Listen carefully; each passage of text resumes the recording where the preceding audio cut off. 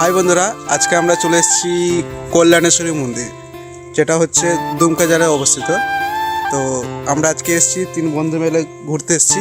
তো তোমাদেরকে কিছু দেখাবো, ছোটো ছোটো শর্ট দেখাবো, তোমরা দেখতে থাকো এই ছোট্ট মিনি ব্লগটা।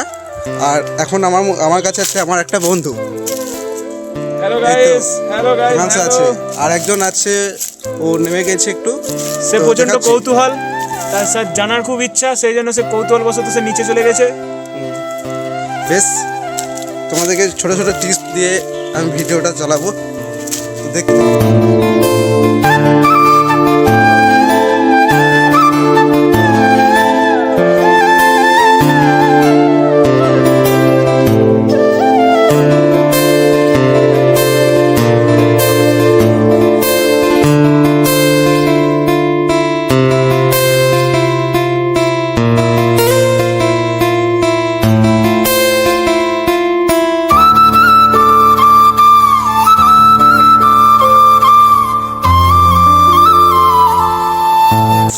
এই জায়গার পরিদর্শন করাটা অত্যন্ত আবশ্যক।